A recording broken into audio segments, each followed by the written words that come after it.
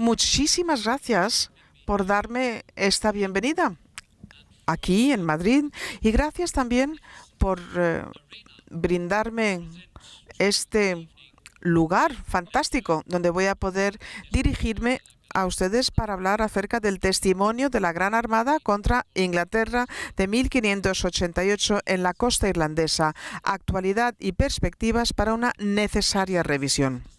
Excelencias, distinguidos amigos, señoras y señores, también muchísimas gracias a Su Excelencia el Duque de Tetuán, don Hugo O'Donnell y Duque de Estrada, por honrarme invitándome a participar en este espléndido ciclo de conferencias organizado por la Real Academia de Historia y la Fundación Ramón Areces.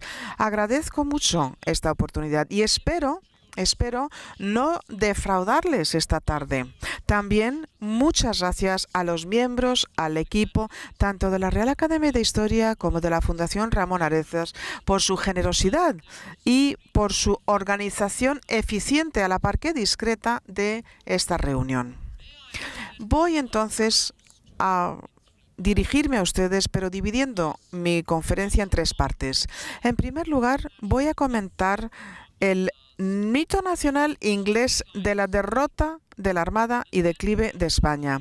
Y luego hablaré acerca de las respuestas a la Armada en Irlanda y lo que ahí verdaderamente sucedió. Y finalmente hablaré acerca de las recuperaciones arqueológicas de la costa de Irlanda y los puntos de vista que nos brindan a la hora de comprender e interpretar lo que fue la Armada de 1588. Y así,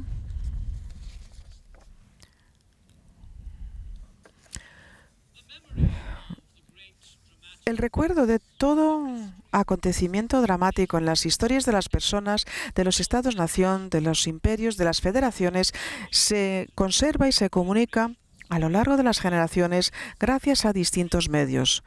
Esencialmente, la tradición oral, o quizás el registro de los recuerdos populares, o gracias a descripciones contemporáneas escritas por cronistas de la época.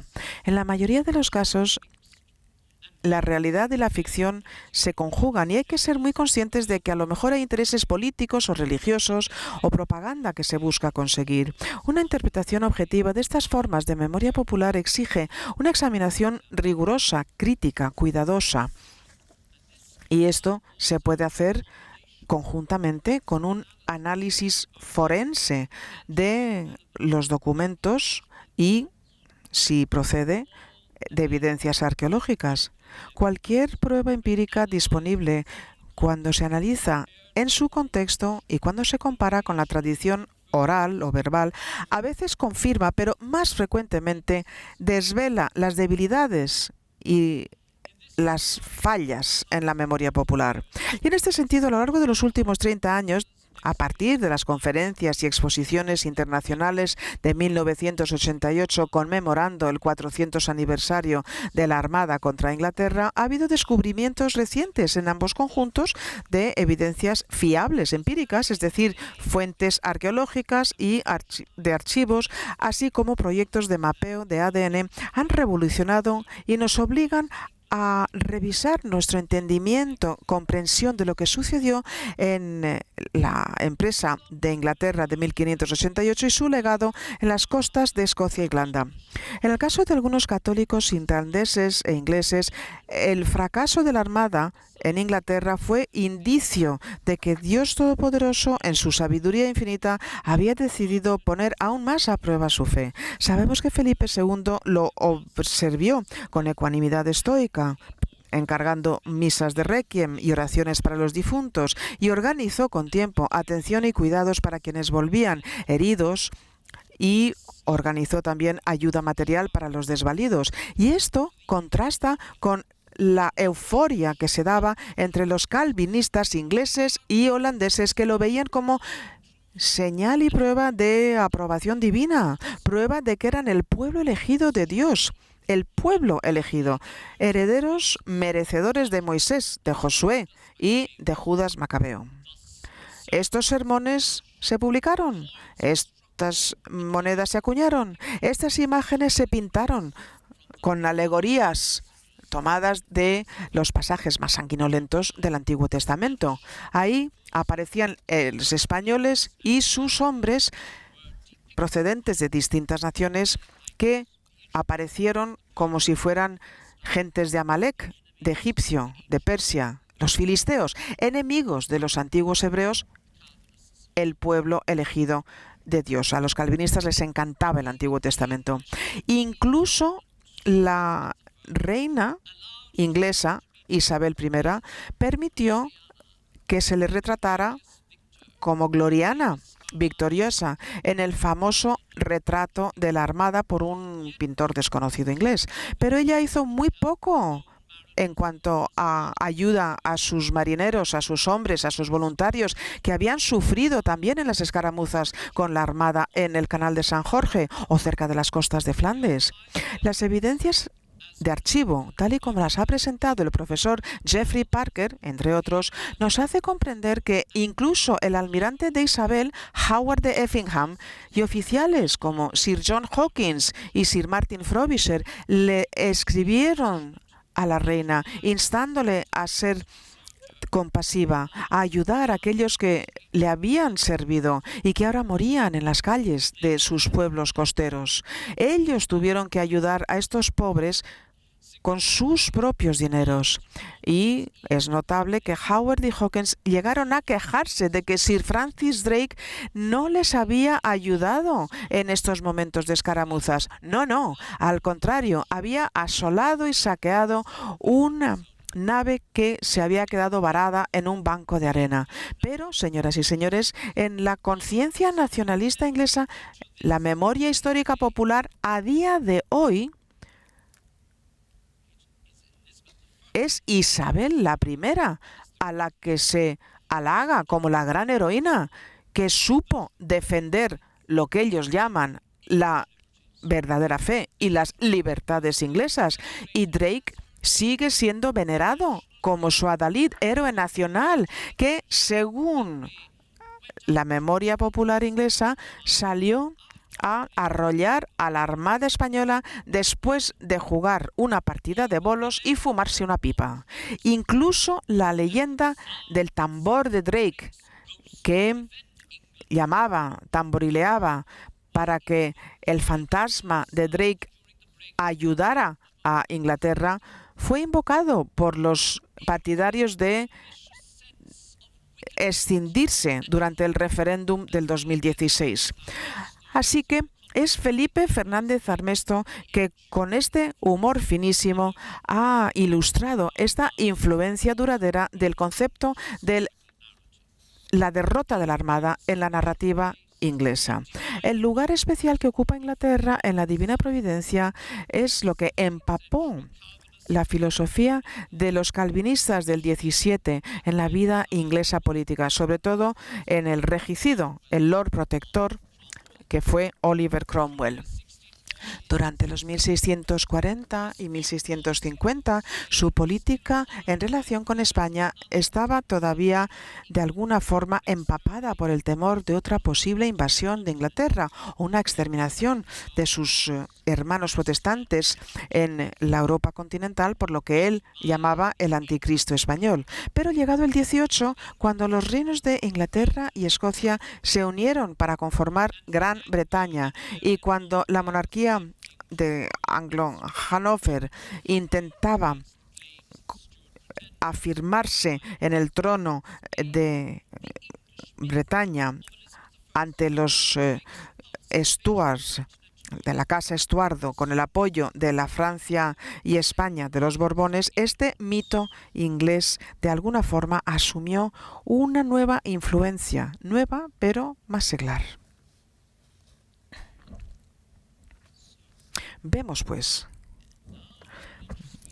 Vemos, como digo, las realidades de finales del 16 y del 17.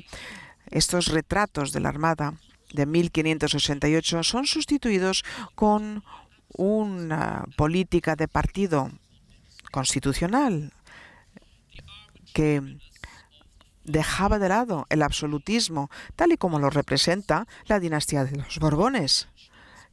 El régimen de Isabel anterior, arbitrario como era, justo como el constitucionalismo de los juramentos que vinculaban a Felipe II a las cortes de los reinos y principalidades que conformaban su monarquía, fueron tenidos muy poco en cuenta en esta nueva transformación que satisfacía la agenda del Partido Liberal, de los Whig.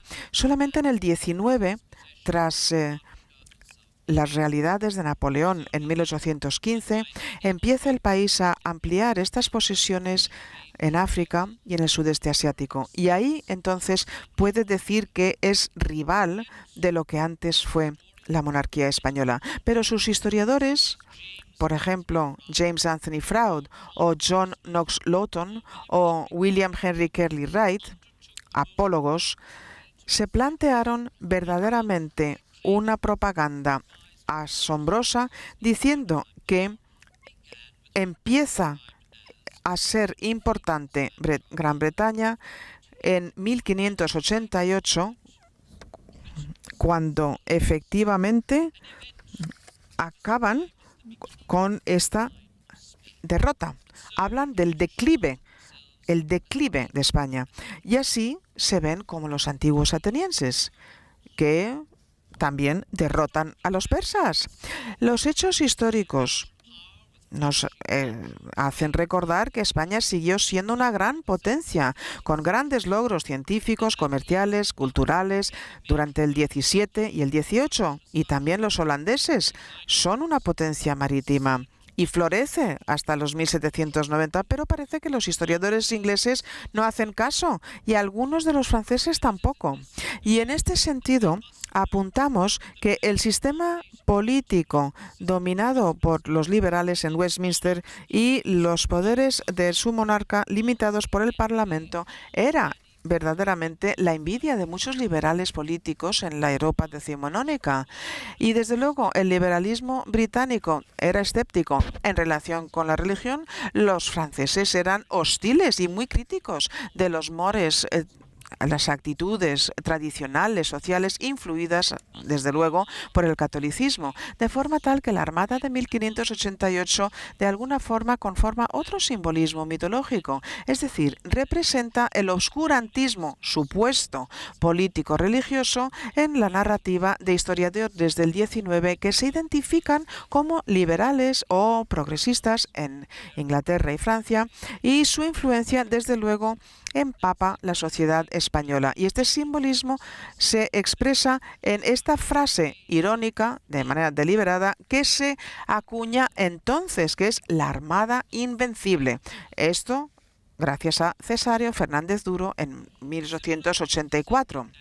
Actitudes parecidas, también condescendientes, entre el establishment británico del 19 en relación con sus vecinos molestos irlandeses, sobre todo los activistas políticos irlandeses, hallan expresión en el retrato de la Armada de 1588 y su historia.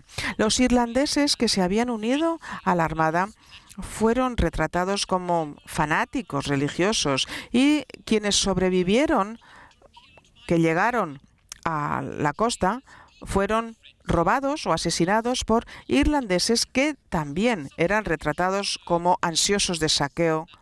Esto, por supuesto, cumplía con un objetivo político, que los irlandeses no eran capaces de autogobierno, no podían estar en una sociedad educada. Desde luego que no eran de confianza. Así que nos planteamos examinar la evidencia y las pruebas reales. Aquí vemos 14 pecios, 14, no se saben si fueron 24 o 26 en total, pero estos 14 desde luego han sido identificados en las costas de Irlanda. ¿Y cuáles fueron las respuestas a la Armada en Irlanda? ¿Qué pasó de verdad? Sabemos que el Lord Deputy de Isabel I en Irlanda, Sir William Fitzwilliam, reaccionó de forma histérica cuando supo que los españoles llegaban a las costas en septiembre de 1588. Fitzwilliam era calvinista y antes se había unido con los rebeldes holandeses contra Alba y los Requesens. Temeroso de una combinación de tropas españolas, algunos eran veteranos irlandeses que servían a España, y consciente de que había lores irlandeses y sus fuerzas conjuntas, Fitzwilliam ordenó que no podría haber supervivientes. Fitzwilliam personalmente llevó a sus tropas desde Dublín al noroeste de Irlanda, donde temía la formación de otra alianza entre España e Irlanda. Señoras y señores, Fitzwilliam, que mandó que no tenía que haber superviviente, nos habla acerca de la falta de seguridad de los ingleses en Irlanda en ese momento, porque 5 años antes, la Segunda Guerra de los Desmond contra el régimen de Isabel en el sur de Irlanda había tocado a su fin. Felipe II había apoyado a Desmond con dinero, con armas, con voluntarios, con municiones, y en 1585 el régimen de Isabel empezó a confiscar tierras de Desmond y ahí mandó a colonos ingleses. Este proceso, desde luego, gustó poco a los nobles católicos irlandeses 3 años antes de la llegada de la Armada. El gobernador de Inglaterra en Connaught, Sir Richard Bingham, y su hermano George, que también eran calvinistas, también, igual que Fitzwilliam, habían servido contra Parma con los rebeldes holandeses. Los Binghams fueron feroces en este sentido, igual que su subordinado, un irlandés, Boethius Clancy, el hombre de West Clare, que no dudaba en utilizar el hacha. El gobernador de Isabel en Kerry, Sir Edward Denny, tampoco tenía compasión. Era el primo hermano del primero de los espías de Isabel, Sir Francis Walsingham, y su esposa resultó ser más dura que el marido. No solamente se quedó con las maletas del duque de Medina Sidonia en la bahía de Tralee, mandó esta mujer despiadada que colgaran a toda la tripulación, incluidos 2 sirvientes, a pesar de la oferta de un dinero. Dicen que la fémina es la hembra, siempre es la más peligrosa. Desde luego eran implacables. Ahora sí, en Galway los que sobrevivieron, el Falco Blanco Mediano, la Concepción y el Gran Green, tomados prisioneros, 10 españoles, incluido un jovencito, fueron salvados por los ciudadanos de Galway, las mujeres sobre todo. Ellas estaban espantadas al tratamiento y ejecución por parte de Bingham. Es más, las mujeres de Galway, las esposas de los patricios, insistieron en que los españoles muertos, los difuntos, tenían que ser enterrados. Aquí vemos un memorial en Fort Hill, en Galway, y vemos 1988, otro memorial en este mismo. Y vemos esta conmemoración. Hay un vínculo muy estrecho entre Galway y España. Y las mujeres de Galway habían organizado, como digo, estos entierros piadosos. Sus maridos mandaron información al gobernador de Galicia en relación con las actualidades irlandesas, así como noticias acerca de las actividades de don Alonso de Leiva. En este contexto, de Leiva y 700 de sus hombres que aguantaban en Connacht del Norte le dieron a entender a Felipe que no todo estaba perdido para los supervivientes. Ahora, es de lamentar que a pesar de los esfuerzos heroicos de De Leyva de escapar a Escocia, él y sus hombres se ahogaron en la Girona, cerca de la costa de Antrim. Y desde luego, los hombres de bien de Galway, que buscaban distanciarse de esta masacre de Bingham de los españoles, quizás no solamente se debiera a una sensibilidad católica. Muchos también tenían vínculos, sobre todo con las ciudades de San Sebastián, Santander, El Ferrol, La Coruña, Lugo, Oporto, Lisboa y Cádiz. El mercado más importante, más lucrativo de Galway era España, efectivamente. Fitzwilliam sospechaba que Sir Hugh O'Donnell, Lord de Tyrconnell, sospechaba, como digo, que sentía simpatía para con los españoles y entonces tropas inglesas fueron enviadas a Tyrconnell. O'Donnell mismo no pudo reaccionar, pero muchos miembros de su clan ayudaron a aquellos que sobrevivieron y llegaron a Escocia, les ayudaron a escapar.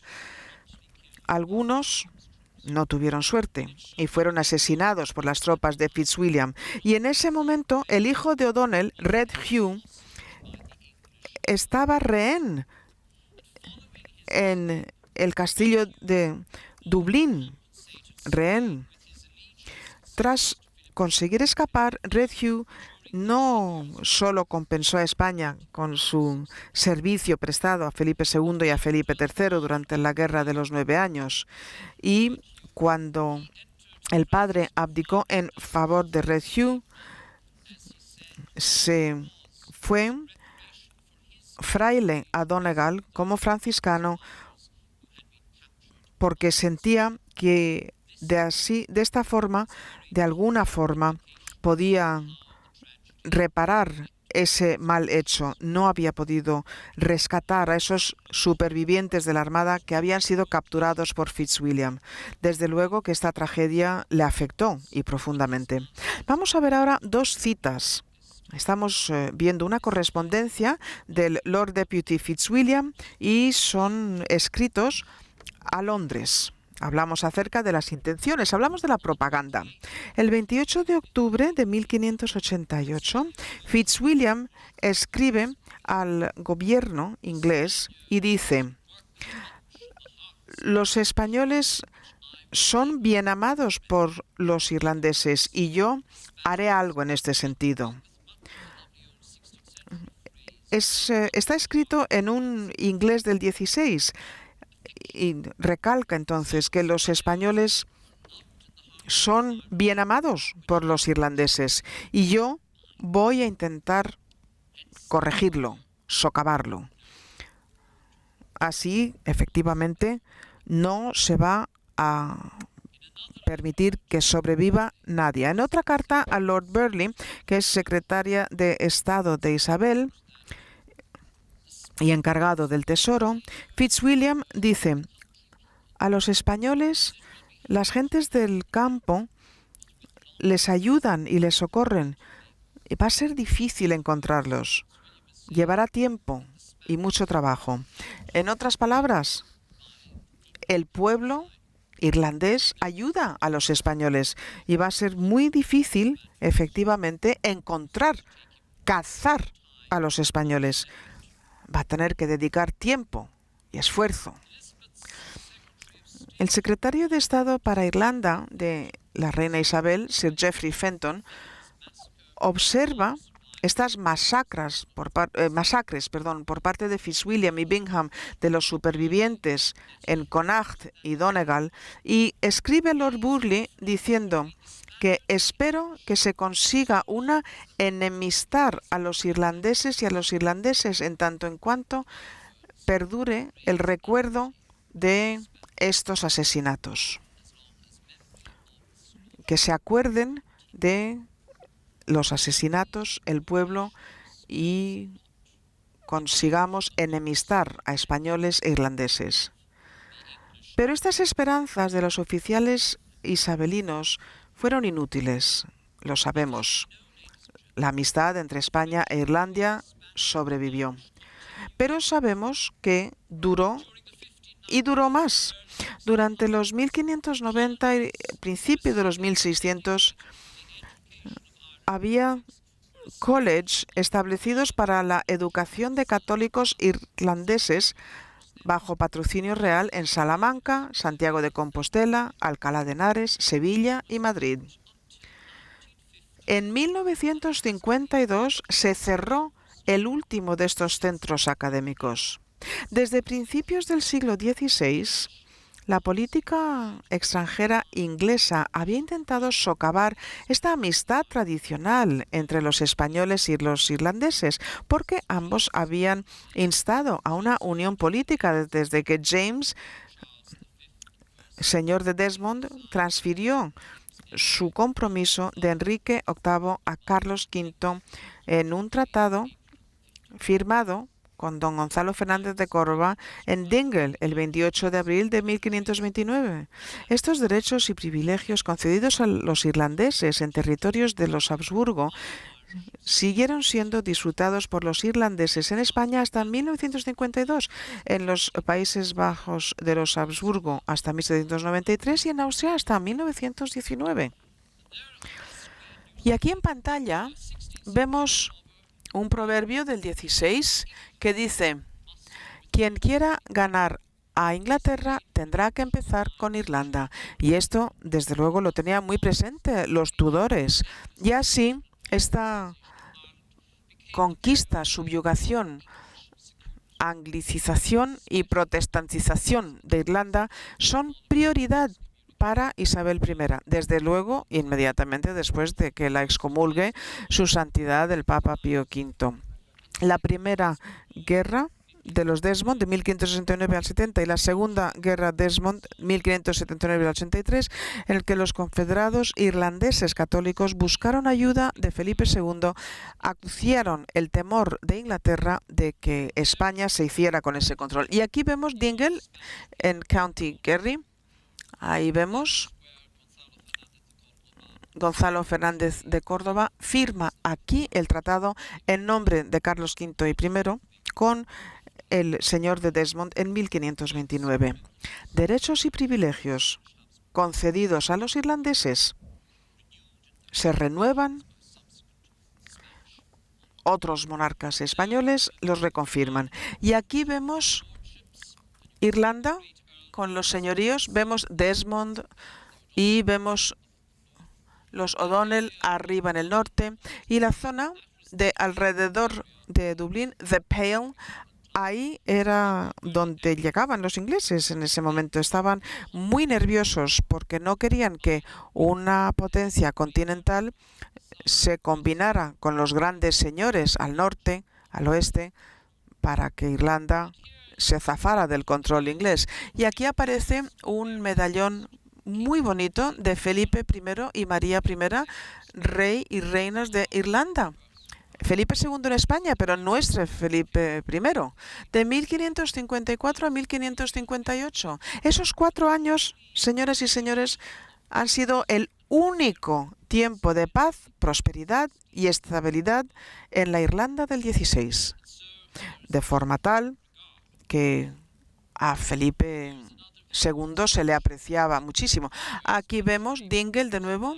Aquí aparecen las tropas españolas y del Papa con el capitán general de Desmond, James Fitzmaurice Fitzgerald, en julio de 1579. Y así llegamos a la historia de la Armada de 1588, en la persona de Juan Martínez de Ricalde, el vicealmirante de la Armada.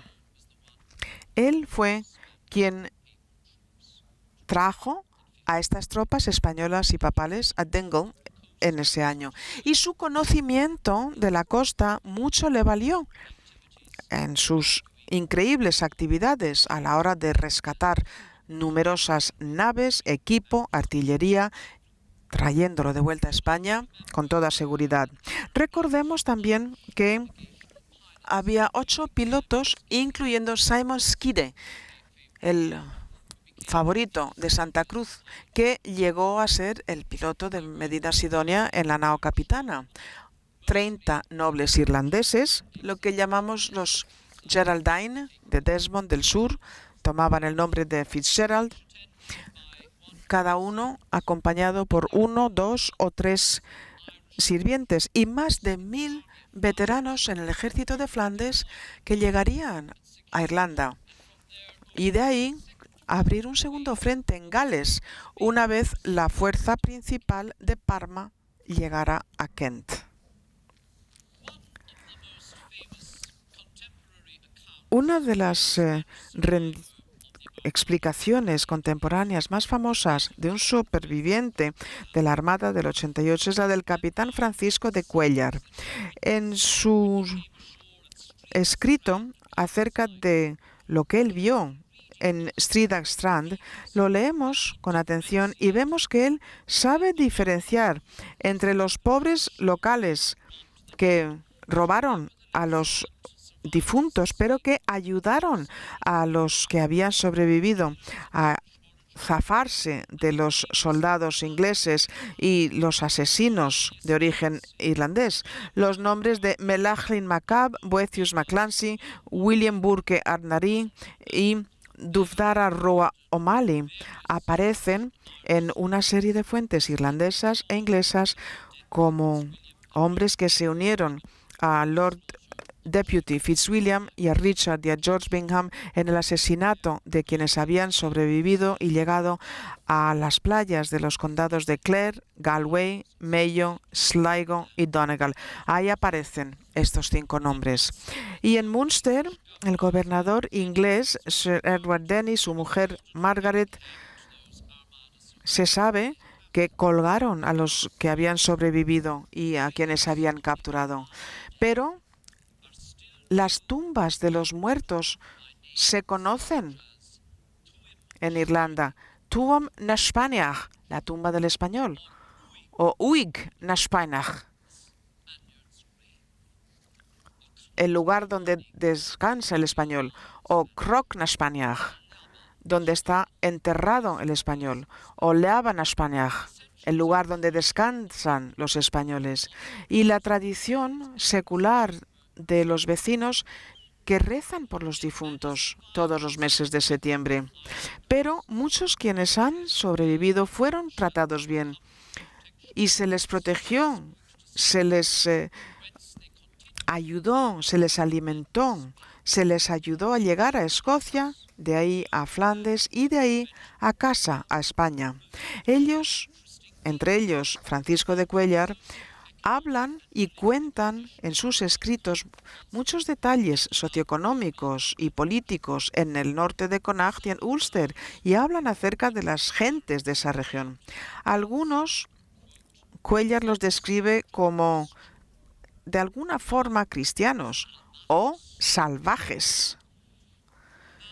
Bien, puesto que el Concilio de Trento no había sido promulgado en Irlanda en ese tiempo y por las persecuciones isabelinas y la situación muy poco estable para la Iglesia Católica de Irlanda, es comprensible que alguien como Cuéllar, que venía de una España que ya había introducido las reformas de Trento, observó que sus correligionarios en Irlanda no se adaptaban plenamente a las normas de la Iglesia Católica de España, pero supo reconocer que compartían su fe, así como el uso de la palabra salvaje por parte de Cuéllar.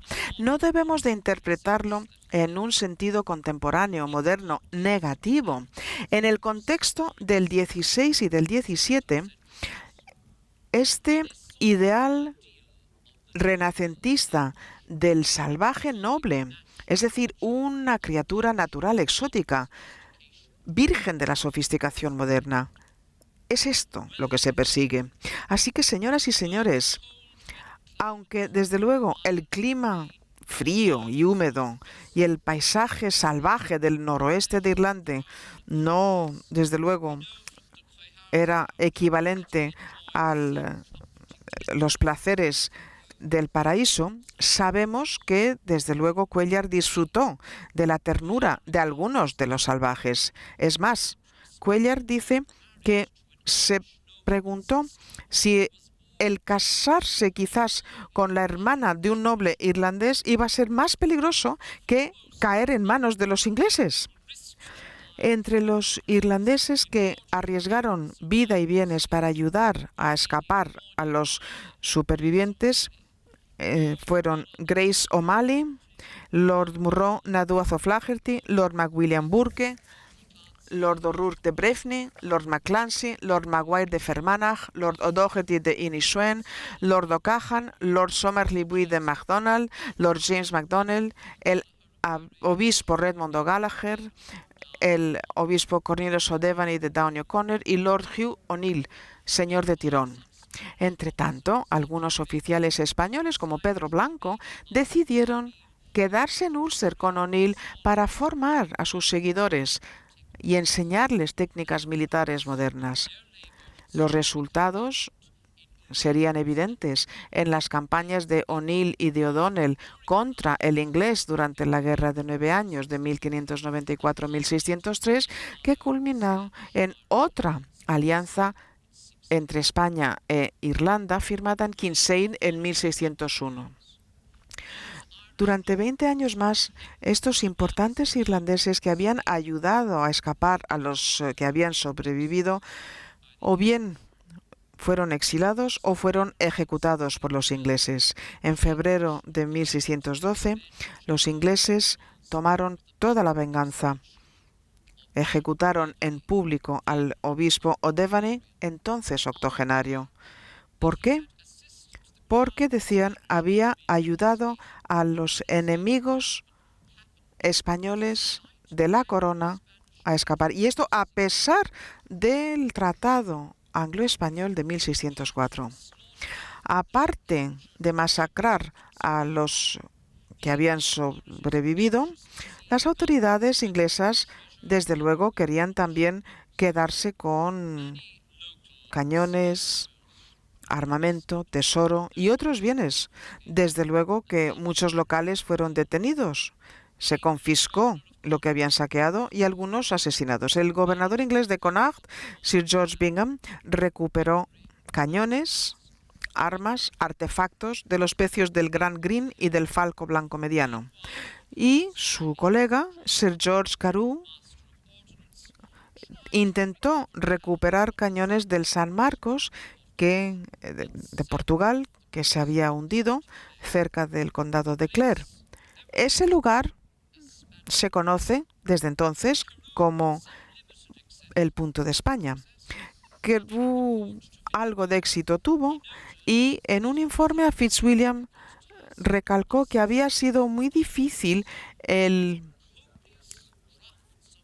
alimentar a los buzos con muchas copas de Iskebach, que es whisky irlandés. Aquí vemos Bunratty, el castillo de Bunratty, en County Clare. Es en ese momento la casa solariega del señor. Aquí vemos una reliquia del San Marcos. Se conoce como la mesa armada. Y vemos el detalle, ¿verdad? Lo señalo.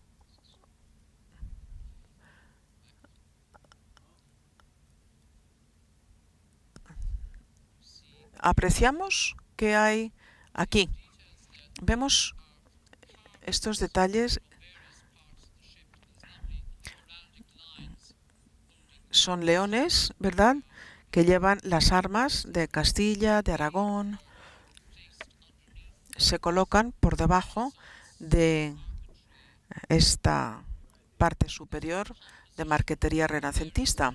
Así que es una composición, ¿verdad? Son restos del pecio. A los ingleses no les interesaba tanto la madera. Lo que les interesaban eran los cañones. Pero O'Brien también recuperó estas piezas y así decoran el castillo de Bunratty en el condado de Clare. Y también apreciamos aquí ángeles y vemos cornamenta que se utilizan como lámparas. Apreciamos entonces que los artefactos de la Armada son utilizados para cosas muy distintas. Señoras y señores, he hablado hace 2 minutos del whisky irlandés. Seguro que todos ustedes saben que es una bebida muy buena en invierno. Es casi una medicina. Y así podríamos hablar un poco de las pruebas y evidencias arqueológicas.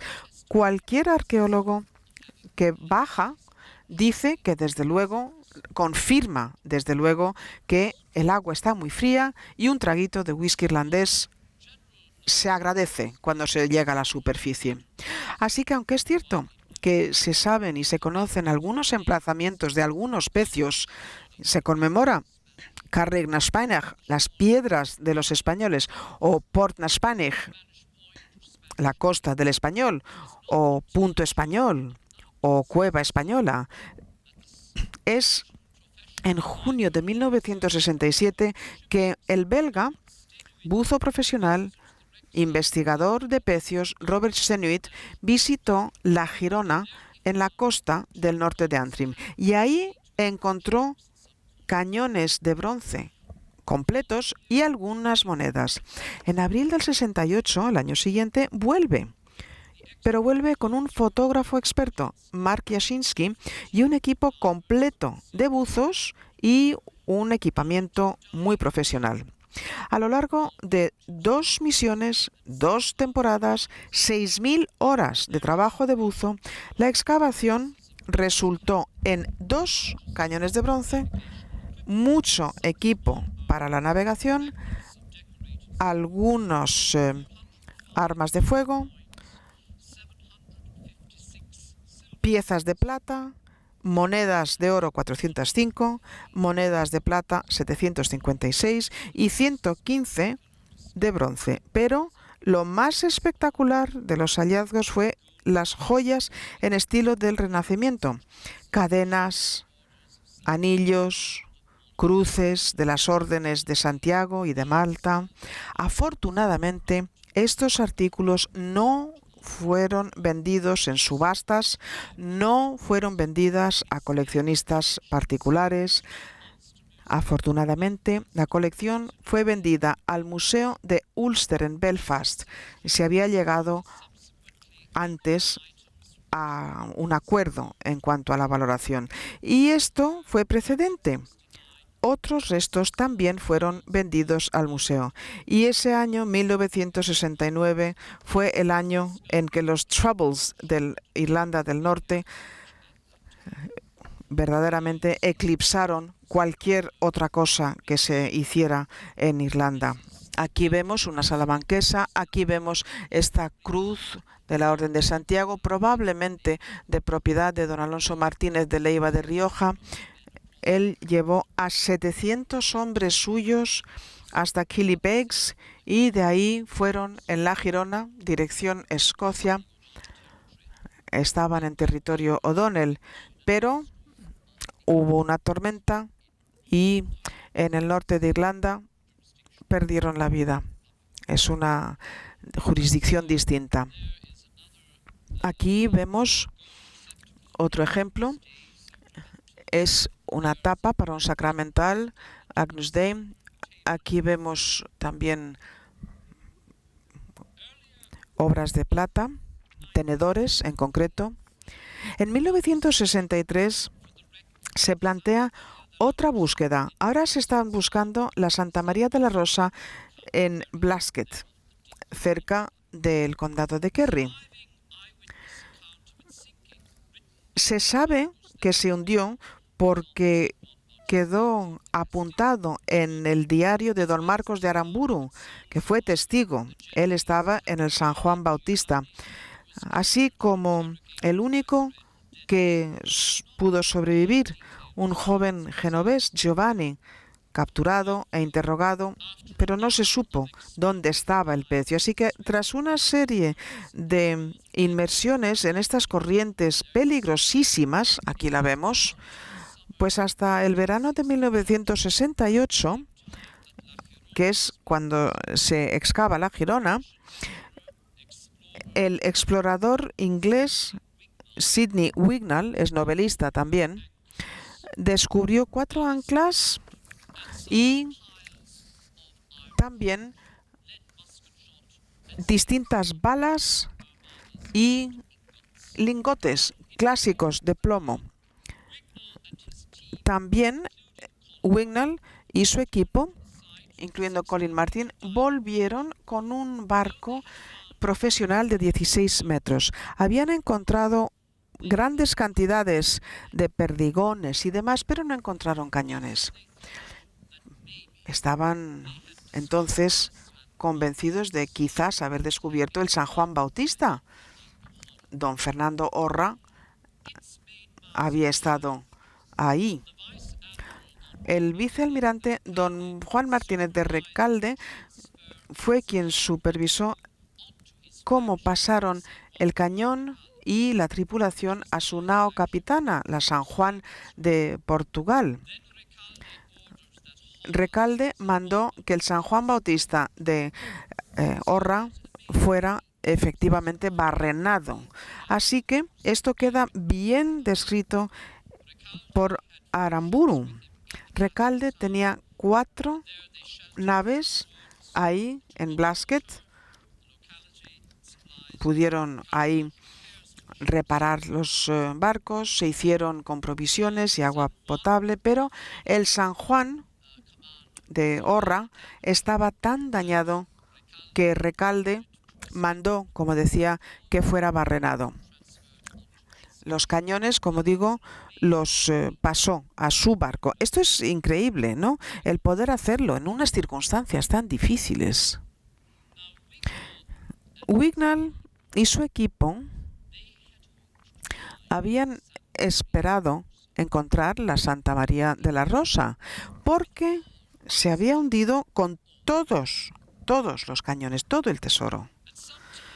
Y al cabo de un tiempo aparecieron platos de peltre que decían Matute en mayúsculas. Ahí aparecieron. Wignall los tenía. Y él dijo que puesto que en Simancas aparece que Francisco Ruiz Matute estaba en la lista de la Santa María de la Rosa, que este pecio, por tanto, tendría que ser de esa nave y no del San Juan, que había sido hundido deliberadamente.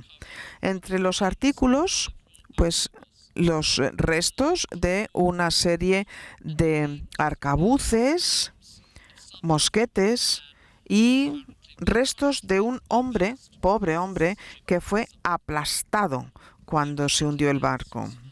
Se encontró poco más.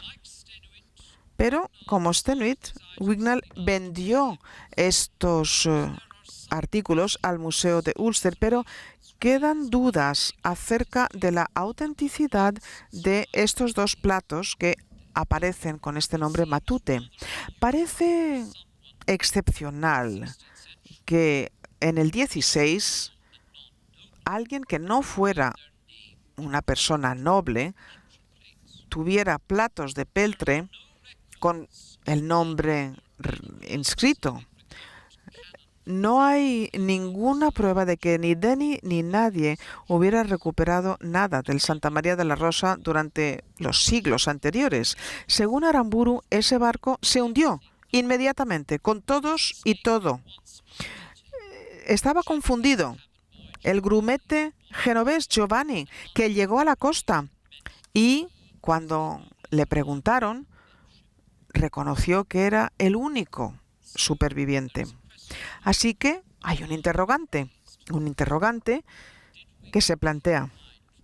¿Wignall verdaderamente encontró el Santa María de la Rosa o era el barco barrenado? ¿Era el San Juan Bautista? En febrero de 1971, el Club Subaqua de Derry, club de buzos, descubrió por las buenas el pecio de la Trinidad Valencera en la bahía de Kinago, en el condado Donegal. Colin Martin, de la Universidad de San Andrés de Escocia, fue invitado a ser director arqueológico de la recuperación de los bienes que pudiera haber en el pecio. La cooperación del club, el Museo de Ulster y el College McGee en Derry y el patrocinio financiero de Allied Irish Banks es testimonio del tipo de cooperación que se consiguió de ambas partes de la frontera. El gobierno de Irlanda estuvo de acuerdo en que los artículos se conservaran y mantuvieran en el Museo de Ulster. Lo más importante fue la recuperación de material orgánico, incluido lanas, sedas, terciopelos, una tienda y varios muebles. En 1985, un equipo de buzos ingleses con Stephen Birch, Alan King y Henry Chapman encontraron los pecios de la Juliana, la Labia veneciana y la Santa María de Bisón en Stridagh, en el condado de County. El capitán Francisco de Cuellar, desde luego que supo describir el destino de estos barcos. Él estaba a bordo de la Labia veneciana cuando se hundió. Con ayuda de vecinos consiguió zafarse de los soldados de Fitzwilliam y Bingham, fue al castillo de Lord Maclancy en el condado Leitrim y él y otros españoles pudieron volver a España con ayuda del obispo O'Gallagher. Así que los efectos de una tormenta reciente en Stridagh había trasladado un banco de arena y expusieron una gran parte de la Juliana. Un grupo de buzos ingleses encontraron 4 cañones, 3 ruedas, 2 anclas, algunas maderas y grandes cantidades de plomo, hierro. Subieron 3 cañones a la superficie, uno de ellos con la imagen de San Severo, obispo mártir de la iglesia en Barcelona. Y aquí la investigación en España, las informaciones en los archivos corroboraron la identidad. Era la Juliana. Efectivamente, se había construido como barco para el comercio, pero armado en Mataró en 1570 para la familia Pilao, conocida en Barcelona.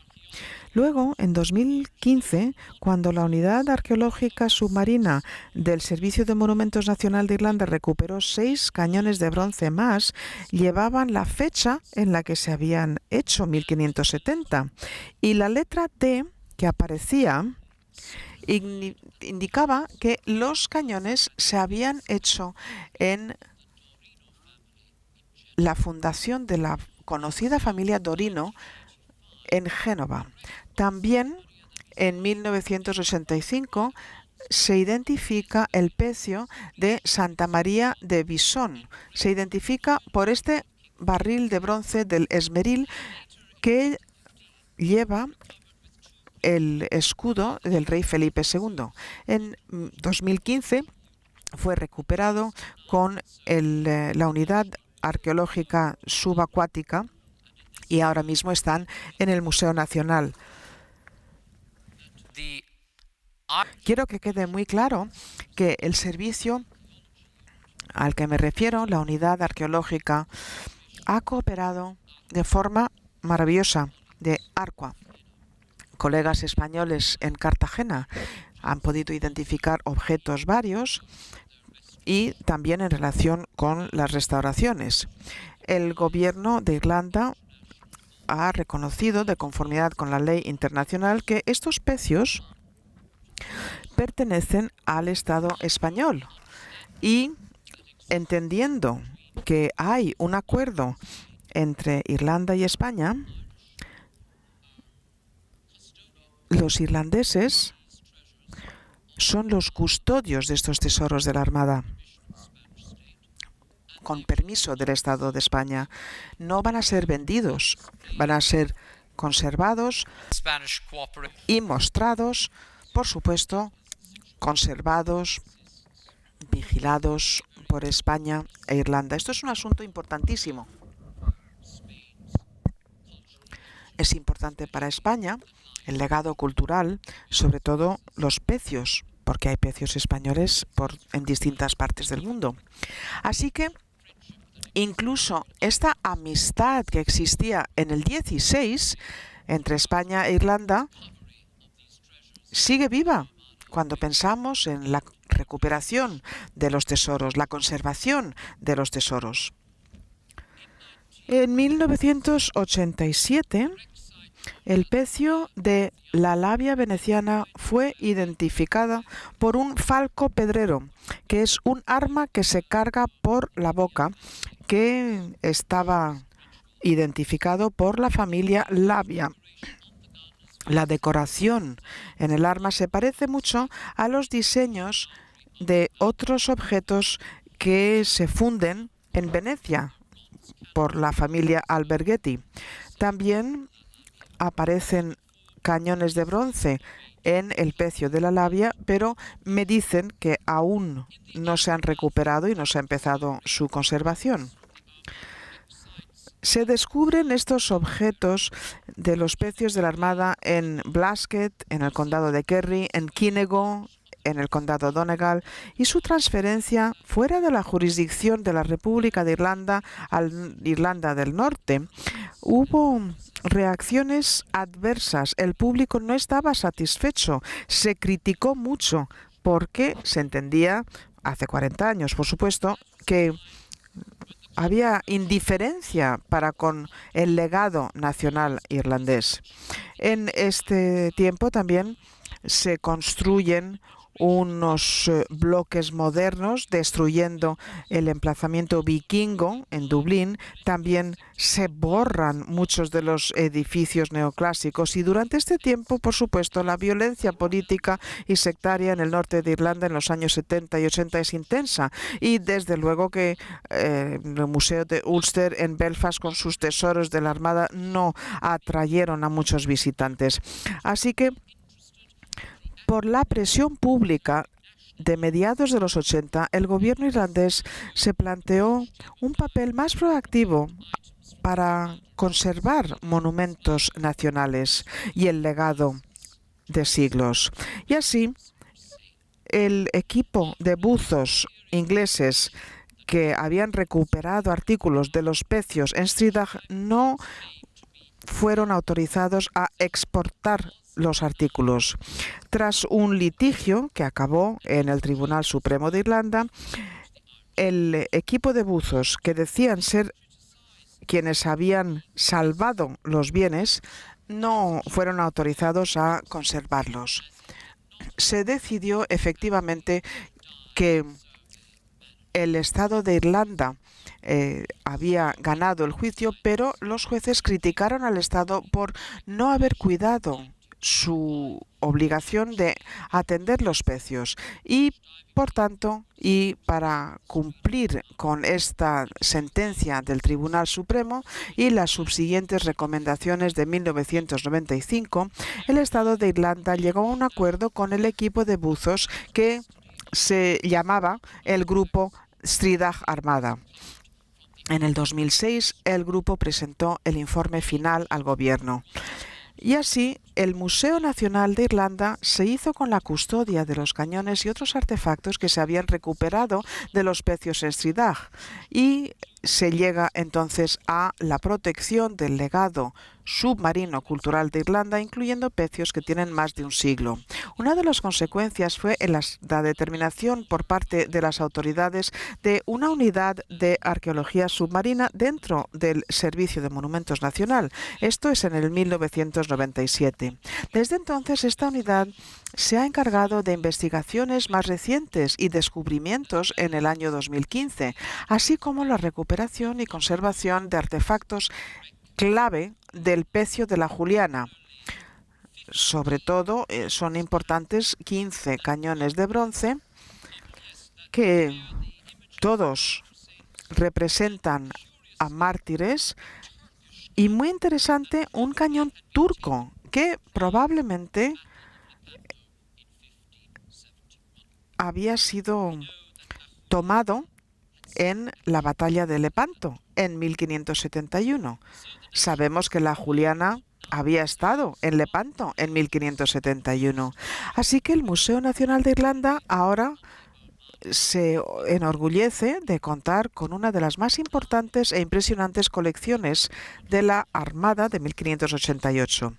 Y ahora llego a otro punto que tiene que ver con lo primero que comentaba yo acerca de la propaganda, acerca de cómo la evidencia empírica arqueológica junto con un análisis histórico serio se contrapone a las mitologías acerca de la Armada. Desde el punto de vista del análisis científico de los artículos recuperados de estos pecios de la Armada en costas irlandesas, las evidencias arqueológicas y los detalles documentales en los inventarios de cada nave de la Gran Armada de 1588 se corroboran y confirman que esta empresa ambiciosa estaba muy bien equipada desde el punto de vista de armamentos, artillería y municiones y perdigones. Esto contradice lo que algunos historiadores anglófonos, sobre todo los llamados historiadores populares, que mantienen que la Armada no estaba bien equipada y que su munición no era compatible con el calibre de sus armas. Ahora sí es cierto que agua potable y comida fresca faltaba. Incluso en la correspondencia del duque de Medina Sidonia, incluso en los testimonios de varios supervivientes, Cuellar, Aramburu y el pobre grumete genovés Giovanni, avalan que gran parte de los alimentos y del agua se habían estropeado por los retrasos que se dieron antes de que la Armada se diera a las aguas inglesas. Pero Medina Sidonia había pensado que cuando pudiera coordinar con Parma en Flandes, pensaban que se harían con avituallamiento fresco, pero los hados no lo quisieron. Así que, señoras y señores, concluyo y les muestro lo que es probablemente el único monumento dedicado a los fallecidos. Aquí está, en Striga, en el condado de Sligo, en la bahía de Donegal. Aquí vemos una bellísima construcción, nos recuerda, ¿verdad?, a un barco, mira hacia la bahía y todos los años, el 21 de septiembre, el equinoccio, y precisamente fueron estas terribles tormentas otoñales las que dieron fin a la Armada. Así que en el fin de semana más cercano al 21 de septiembre se conmemora a los difuntos de la Armada en Stridagh. Aparecen las 1000 cruces que representan a cada uno de los difuntos. Ahí aparecen. Sabemos que fueron más o menos 1000 quienes perdieron la vida, ahogados o asesinados por los ingleses cuando llegaron a la costa. Vemos a personas que plantan, miembros de la Armada de España, de la Armada de Inglaterra, las dunas cerca, que están muy cerca del montículo donde yacen efectivamente los restos de los difuntos, y aquí vemos una ceremonia que atrae a muchas personas, pero no solamente de España. Este año, en septiembre del 2019, ha habido más de 700 personas, no solamente irlandeses, por supuesto la mayoría eran irlandeses, pero se unieron a nosotros visitantes de España, Portugal, Italia, Francia, Bélgica, los Países Bajos e incluso un danés. Así que algunas de estas personas nos dijeron que es que antepasados suyos habían estado en la Armada. Es importante recordar que en las familias se va comentando y se mantiene viva la historia.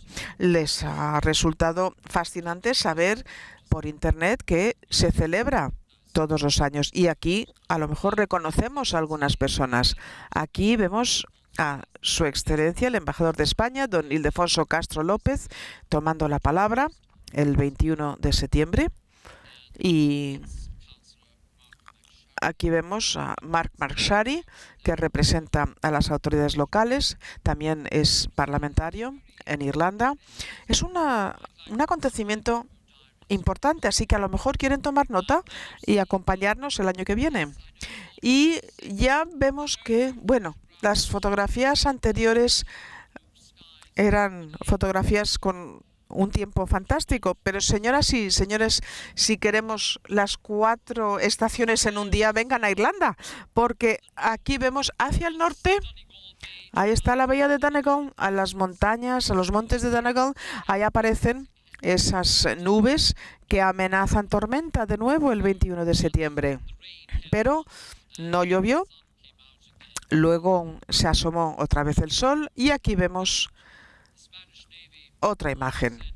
La Armada Española siempre envía a un grupo que es representante, y es muy bonito ver la Armada Española en Killybegs, en la bahía de Donegal, porque en el 16 la Armada mandaba dinero a los O'Donnells y a los O'Neills en Killybegs, en sus luchas, en su guerra contra Isabel I.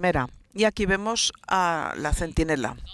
Aquí vemos un concierto, la suite de Cuellar.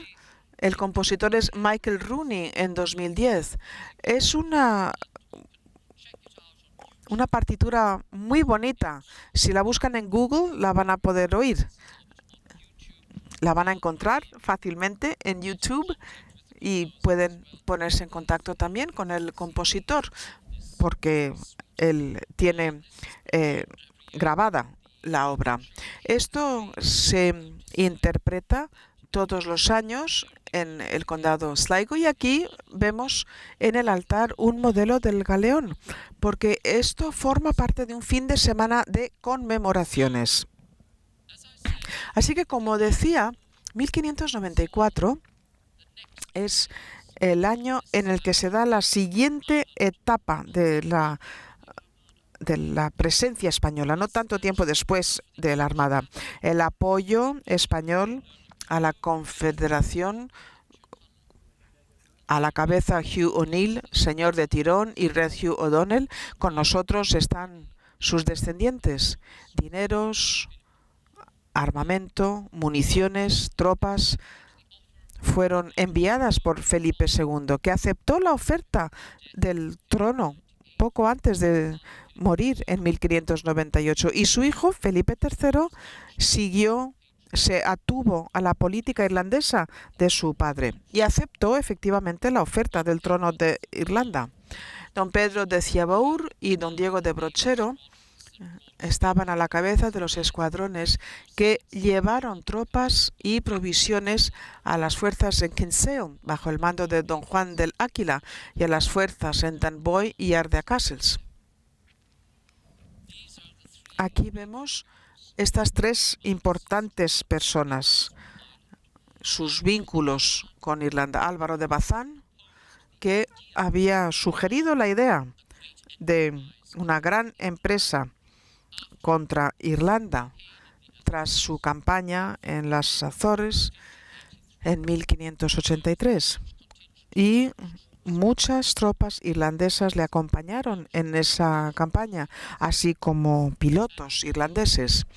Y él tenía un plan original que recomendaba que la Armada se dirigiera directamente a Irlanda, que llegara allí, que las tropas, los hombres, las municiones llegaran y arrancara ahí la campaña para distraer a los ingleses en Flandes, de forma tal que Parma consolidara su posición en Flandes y desde allí pudieran invadir Inglaterra.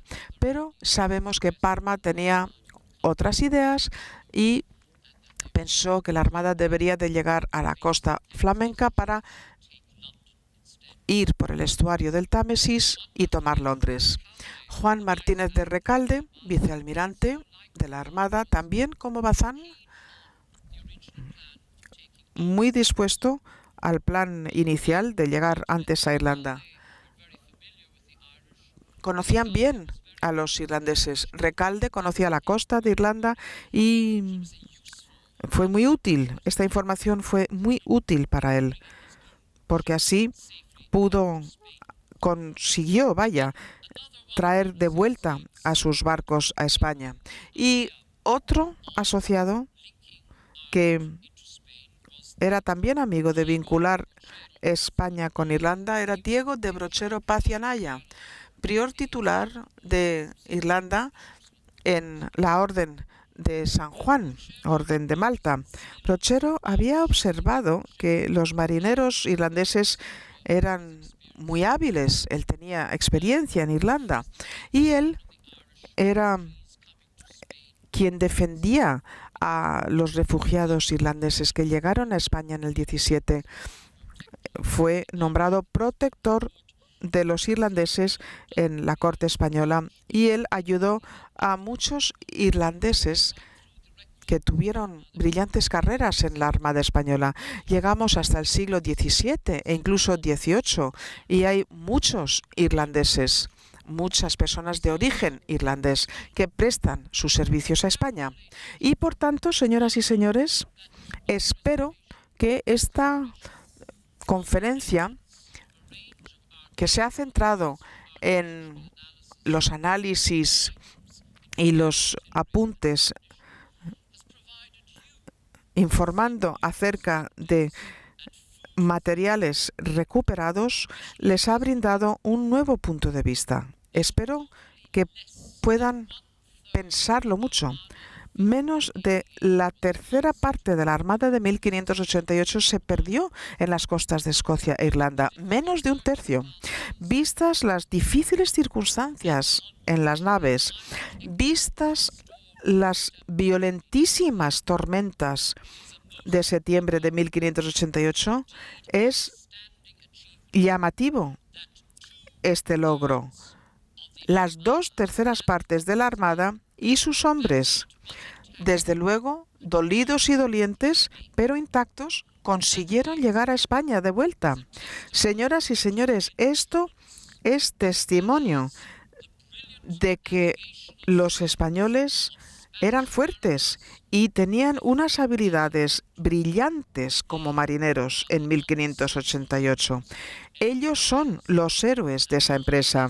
Y todo ello, señoras y señores, es un punto histórico real. Y España, desde luego, puede y debe enorgullecerse de ello.